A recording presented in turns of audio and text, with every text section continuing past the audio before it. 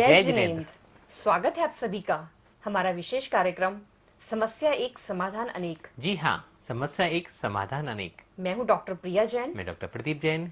मैं Bhaktambar healer, reiki grand master, vastu expert and astrologer. अनंत वर्ग परिवार की तरफ से आप सभी का हार्दिक स्वागत करते हैं, अभिनंदन करते हैं। तो आज हम बात कर रहे हैं भक्तांबर स्त्रोत के बहुत ही महत्वपूर्ण काव्य जो आज के समाज की सबसे ज़्यादा ज़रूरत है। क्या है वो चीज़? आज हम जो सबसे ज़्यादा देख रहे हैं, शादी हो गई है, विवाह हो गया है, 2 साल हो गए, 3 साल हो गए, 4 साल हो गई हैं, लेकिन संतति, संतान का सुख नहीं है। कहीं ना कहीं दिक्कत आ रही है। कई बार आईवीएफ ट्रीटमेंट ले लिया, जगह जगह धक्के खा लिए, जगह जगह परेशानियों को अपनी बता लिया, लेकिन सॉल्यूशन कुछ भी नहीं मिल पाया। तो आज उसका ही सॉल्यूशन हम आपको बताएंगे। हमारे पास डेली इस तरह के कॉल्स आते हैं कि हमारी शादी को 10 साल हो गए हैं, 15 साल हो गई हैं, लेकिन उत्तम संतति की प्राप्ति नहीं हो पा रही है। तो भक्तांबर स्त्रोत का ऐसा कौन सा काव्य है जो हमें ये सुख हमें प्रदान करेगा? वो काव्य है भक्तांबर स्त्रोत का 20वां नंबर काव्य। टोटल भी देखिए कितना अच्छा है इसका, 20, 2 नंबर, चंद्रमा का नंबर है ये 2। और चंद्रमा क्या है? हमारा चित्त, हमारा मन। जब हमारा मन अच्छा होगा, मन प्रसन्न होगा, तो घर में हमारे कैसे नहीं आएगी उत्तम संतति। जब मन प्रसन्न होगा तभी तो सब काम होते हैं। मन के अंदर हमारी चिंताएं हैं, बहुत सारी टेंशन्स हैं, तो कैसे हम अपने आप को अच्छा रख पाएंगे? कैसे हम कंसीव कर पाएंगे? कैसे हम अपने आने वाले कल के लिए उत्तम संतति की प्राप्ति कर पाएंगे? कैसे अपने परिवार को एक उत्तम संतति दे पाएंगे? तो भक्तांबर स्त्रोत का 20वां नंबर काव्य आपकी सभी तरह की प्रॉब्लम्स से आपको छुटकारा दिलाएगा। तो पहले समझते हैं, उच्चारण सीखते हैं।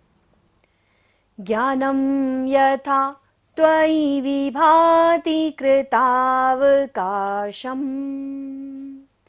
नैवं तथा हरिहरादिषु नायकेषु तेजस्फुरन् मनीषु याति यथा महत्त्वम् नैवं तु काचशकले किरणाकुलेपि।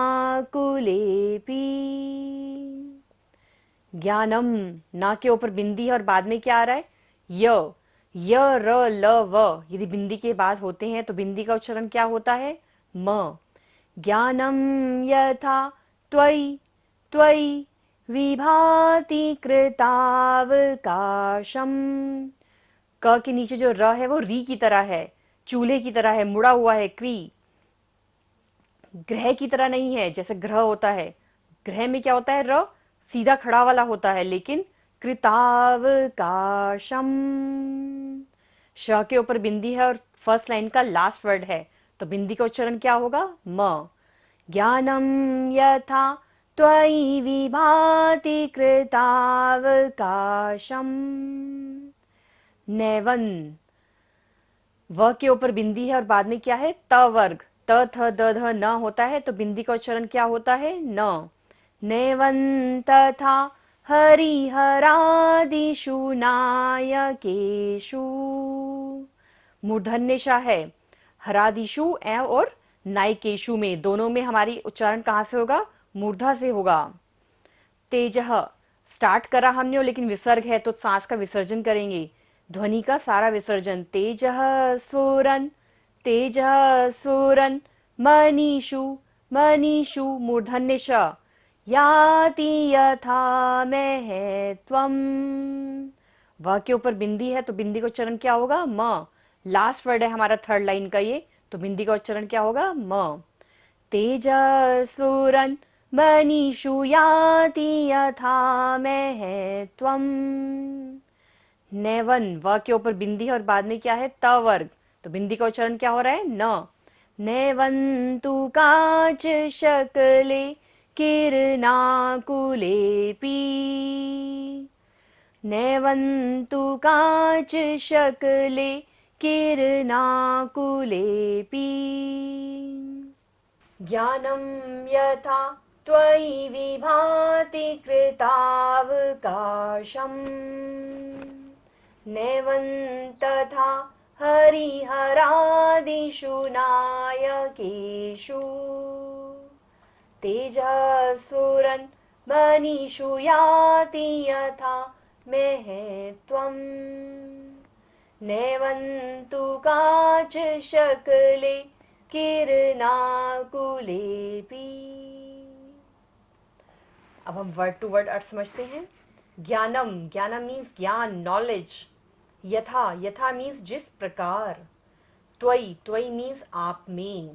विभाति, विभाति मीन्स शोभायान होता है, प्रकाशित होता है। कृतावकाशम को हमने संधि विच्छेद करेंगे। कृत, कृत मीन्स प्राप्त करना, और अवकाशम मीन्स अवकाश को। नैवन, नैवन तथा, नैवन को भी हम संधि विच्छेद करेंगे। न मीन्स नहीं, एव मीन्स और तथा मीन्स उस प्रकार। हरिहरादिषु मीन्स अन्य देवी देवता, विष्णु, शंकर आदि जो भगवान हैं उनको बताया गया है हरिहरादिषु। नायकेषु मीन्स देवों में। तेजः, तेजः मीन्स तेज, प्रकाश। स्फुरन मीन्स चमकते हुए। मनीषु, मनीषु मीन्स मनियों में। याति, याति मीन्स प्राप्त होता है। यथा, यथा मीन्स जैसे। महत्वम मीन्स महत्वता को, इंपॉर्टेंस को। नैवन, नैवन को भी हम संधि विच्छेद करेंगे। न मीन्स नहीं और एवन मीन्स वैसे। तू मीन्स निश्चय से। कांच शक्ले मीन्स कांच के टुकड़े में। किरणाकुले, किरणों से व्याप्त। अपि मीन्स भी। तो अब हम इस काव्य का भावार्थ समझते हैं। अनंत पर्यात्मक पदार्थों को प्रकाशित करने वाला केवल ज्ञान आप में पूर्ण रूप से शोभित हो रहा है, वैसा हरि अर्थात विष्णु, हर अर्थात महेश, ब्रह्मा और नायकों में अर्थात अन्य लौकिक देवों में नहीं है, क्योंकि जैसा प्रकाश स्फुरमान मणियों में गौरव को प्राप्त होता है, वैसा किरणों में चमकने वाले कांच के टुकड़ों में नहीं होता। केवल ज्ञान की ऐसी स्वाभाविक महिमा है जिसमें अनंत पदार्थों की भूत, भविष्यत और वर्तमान की सब क्रियाएं एक साथ झलकती है। केवली के अतिरिक्त ऐसा ज्ञान किसी को नहीं होता। ऐसा ज्ञान पूर्ण वीतरागी को ही हो पाता है। उसी प्रकार जो चमक सच्चे महारत्नों में होती है, वैसी चमक कांच के टुकड़ों में सूर्य की किरणों के ग्रहण करने पर भी नहीं हो सकती है। वस्तुतः जो स्वयं का प्रकाशक है, केवल ज्ञान है, उसके समक्ष कोई भी चीज, हर चीज उसके सामने फीकी है। वह जो केवल ज्ञान है वो अनंत है, उसके सामने सारा प्रकाश फीका है। तो बहुत ही अच्छा काव्य है 20वां नंबर काव्य। इससे तो बहुत ही अच्छा काव्य है भक्तामृत स्तोत्र का 20वां काव्य। आज का जो समय चल रहा है उसमें 20वां नंबर काव्य हम सब लोगों को, जिनके घर में इस तरह की कोई परिवार में, हम सभी लोगों को जिनके परिवार में ऐसी कोई प्रॉब्लम चल रही हो, जो डॉक्टर के धक्के खा रही हों, जिनकी लाइफ में इस तरह के इश्यूज हों, उन सभी लोगों को हम गाइड कर सकते हैं और बता सकते हैं कि भक्तामृत स्तोत्र का 20वां काव्य का वो लोग पाठ करें। उनके जीवन में जो संतान सुख नहीं प्राप्त हो पा रहा है वो अपने आप इजीली हो जाएगा। चाहे उनकी टेस्टिंग की रिपोर्ट्स में भी दिक्कत है, परेशानी है, लेकिन जब वो इस काव्य का पाठ करेंगे तो वो चीज़ें भी उनकी लाइफ में ठीक होने लगती हैं। लास्ट 10 सालों से हमारा ऐसा अनुभव है कि जिस भी दंपत्ति ने इस भक्तामृत स्तोत्र के 20वें नंबर काव्य का श्रद्धा पूर्वक, भक्ति पूर्वक पाठ किया है, उसकी लाइफ के अंदर जो भी दिक्कतें थी, जो भी परेशानियां थी, वो दूर हो गई हैं और उसको उत्तम संतति की प्राप्ति हुई है। इसमें मैं एक विशेष प्रयोजन मैं आपको बताना चाहूँगी, आप सब कर सकते हैं। ये एक छोटा सा प्रयोजन है। एक चांदी की प्लेट लीजिए, उसमें 20वां नंबर काव्य लिखवाइए, उसकी रिद्धि भी लिखवाइए और उसका मंत्र भी लिखवा लीजिए, और 27 चांदी की लौंग आप बनवाइए। ब्रह्म मुहूर्त में उठकर स्वच्छ कपड़े पहनकर, सफेद रंग के या पीले रंग के कपड़े पहनकर आप भक्तामृत स्तोत्र के 20वें नंबर काव्य का उच्चारण करें, फिर रिद्धि का उच्चारण करें और फिर मंत्र का उच्चारण करें, और उस प्लेट के अंदर एक लौंग चढ़ा दें। फिर दूसरी बार ऐसे ही दूसरी बार भी आप ऐसे ही श्लोक पढ़ें, रिद्धि पढ़ें और मंत्र पढ़ें, और दूसरी लौंग आप चढ़ा दें।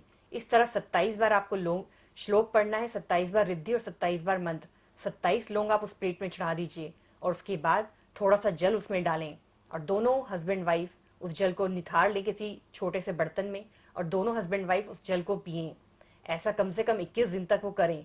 जितना ज़्यादा करेंगे उतना अच्छी बात है, लेकिन कम से कम 21 दिन इसको ज़रूर करें। जो भी उनकी बॉडी के अंदर सिस्टम डिस्टर्ब चल रहा है वो सब चीज़ें बैलेंस होने लगेंगी। ये हमने बहुत सारे लोगों पर ये हमारा अनुभव रहा कि जिन्होंने भी ये कार्य किया श्रद्धापूर्वक और भक्तिपूर्वक, उन लोगों को बहुत अच्छा इसका रिजल्ट मिला है। लेकिन करना दोनों को ही चाहिए, तो पति भी करे पत्नी भी करे। हम कई बार देखते हैं फ़ोन कॉल्स बहुत सारे आते हैं कि मैं तो चाहता हूँ, मेरी वाइफ करना नहीं चाहती, मैं तो करती हूँ लेकिन मेरे हस्बैंड नहीं मानते इन चीज़ों को। जब आप उस एनर्जी को अट्रैक्ट नहीं करना चाहोगे, जब उस जीव को, उस परम आत्मा को जो आपके गर्भ में आना चाहती है, जो आपके परिवार में आना चाहती है, जब आप उस आत्मा को बुलाना ही नहीं चाहोगे, तो कोई भी पुण्य आत्मा आपके घर में और आपके परिवार में जन्म नहीं ले सकती। जरूरत है हम दोनों को करना होगा, पति भी करे पत्नी भी करे, दोनों दंपति मिलकर करें। आत्मा का प्रतिपादन इस संपूर्ण विश्व में पहली बार किसी ने किया तो भगवान ऋषभदेव ने किया। आत्मा को महत्व दी, आत्मा के दर्शन कराया, आत्मा की बातें करी तो भगवान ऋषभदेव ने करी।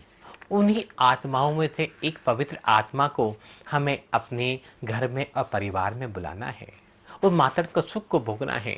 संसार में सबसे बड़ा सुख माना जाता है माँ बनने का सुख। एक स्त्री रहती है, अगर वो माँ नहीं बन पाती, तो अगर एक स्त्री माँ नहीं बन पाती, गर्भ को धारण नहीं कर पाती, तो समाज उसे दूसरी दृष्टि से देखता है, बांझ और जाने क्या का लक्षण उसके ऊपर लगा देता है। लेकिन जब स्त्री माँ बन जाती है तो वो पति होते हुए भी सौभाग्यवती नहीं होती, सुख पा नहीं पाती, जो एक संतति को जन्म देने के बाद सौभाग्यवती हो जाती है। और हर एक स्त्री पुरुष का कर्तव्य है, जो गृहस्थ में रह रहे हैं, कि हमारे माता पिता ने हमें जन्म देकर इस संसार को आगे बढ़ाया, इस वंश परंपरा को आगे बढ़ाया और संसार को कुछ नया दिया, तो हमारा भी कर्तव्य है कि अपने पितरों का ऋण उतारने के लिए, अपने माता पिता का ऋण उतारने के लिए, अपने पूर्वजों का ऋण उतारने के लिए हम एक उत्तम संतति इस संसार को देकर जाएं। तभी हम इस ऋण से मुक्त हो सकते हैं। जब तक हम गृहस्थ में हैं, अगर हम सन्यासी बन जाते हैं, हम गृहस्थ छोड़ देते हैं, तब तो जीवन की चीज़ें व्यर्थ हो जाती हैं। लेकिन जब तक हम गृहस्थ सुख भोग रहे हैं और संतान उत्पन्न नहीं कर पा रहे, तो बीच में काव्य का आपको नियमित रूप से पाठ करना चाहिए। और जो सुबह का प्रोसेस है, प्रातःकाल ब्रह्म मुहूर्त की बेला में मन वचन काय की शुद्धि पूर्वक, काय पूर्वक, भाव पूर्वक कम से कम 27 बार श्लोक, 108 बार रिद्धि जाप, 108 बार मंत्र जाप, ये तो आपको निरंतर करते ही रहना है। कभी कभी क्या होता है कि 21 दिन हम पाठ करते हैं और हमें कोई रिजल्ट नहीं मिल पाता। हो सकता है हमारे अनंत जन्मों के कर्म के बंधन इतने प्रगाढ़ हो चुके हों, वो 21 दिन में नहीं टूट पाए, तो कभी भी हमें हार नहीं माननी चाहिए। महिलाएं अशुद्धि की अवस्था में इस काव्य क्या किसी भी काव्य का पाठ नहीं करें। पुरुष वर्ग कर सकते हैं। शुद्धि की अवस्था में ही महिलाएं इस काव्य का पाठ करें और अन्य भक्तामृत स्तोत्र का पाठ करें। अशुद्धि में कभी भी जाप नहीं करना चाहिए, धार्मिक क्रियाएं नहीं करनी चाहिए। शांत एक चित जगह बैठकर भगवान का नाम स्मरण तो किया जा सकता है, लेकिन विधि विधान पूर्वक कोई भी पाठ आदि नहीं करना चाहिए। और क्या कर सकते हैं हम? वास्तु में घर की ईशान्य दिशा को, नॉर्थ ईस्ट दिशा को खाली रखना चाहिए। वहां माता के 16 सपनों की फोटो, वो भगवान ऋषभदेव की माता के 16 सपने हों, भगवान पारसनाथ की माता के 16 सपने हों, भगवान महावीर की माता के 16 सपने हों, उनकी फोटो।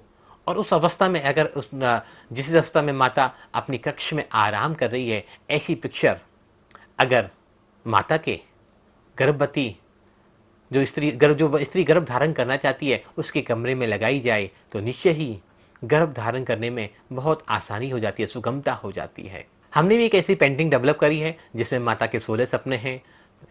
भक्तामृत का 20 नंबर काव्य है, भक्तामृत का 26 नंबर काव्य है, भक्तामृत का 9 नंबर काव्य है, भक्तामृत का 34 नंबर काव्य है।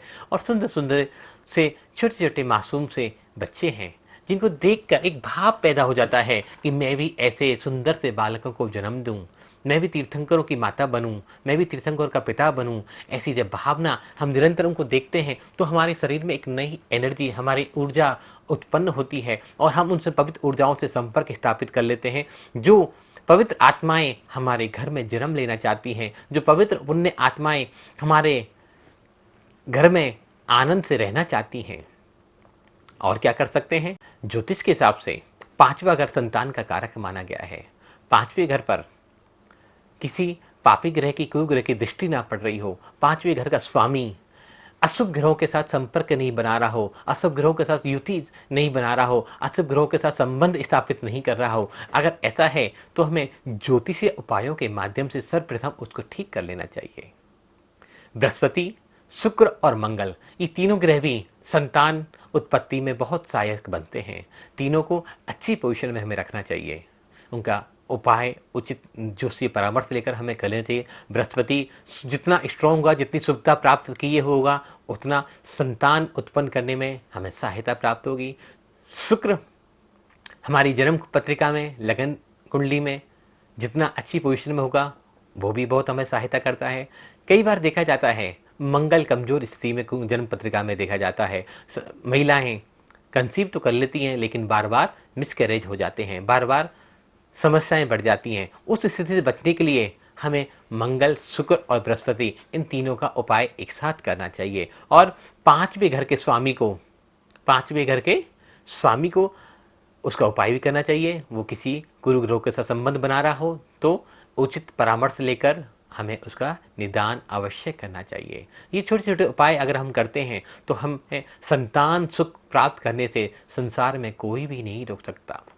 जैसे डॉक्टर प्रिया जी ने बताया कि हमारे 10 साल का अनुभव रहा, हजारों दंपत्तियां ऐसे हैं जिन्होंने शादी के 15-20 साल बाद भी संतान सुख को इस काव्य और ज्योतिष उपायों के माध्यम से प्राप्त किया है। इसी मंगल कामनाओं के साथ सभी का जीवन में मंगल हो, सबका कल्याण हो, और सभी दंपत्ति जो संतान को पाना चाहते हैं, संतान सुख से वंचित हैं, उन सबकी गोद में सुंदर से बच्चों का आगमन हो, सभी स्त्रियां माताएं बने, ऐसी हम मंगल भावना भाते हैं। और विशेष जानकारी के लिए आप नीचे दिए हुए नंबर पर कांटेक्ट कर सकते हैं, व्हाट्सअप कर सकते हैं।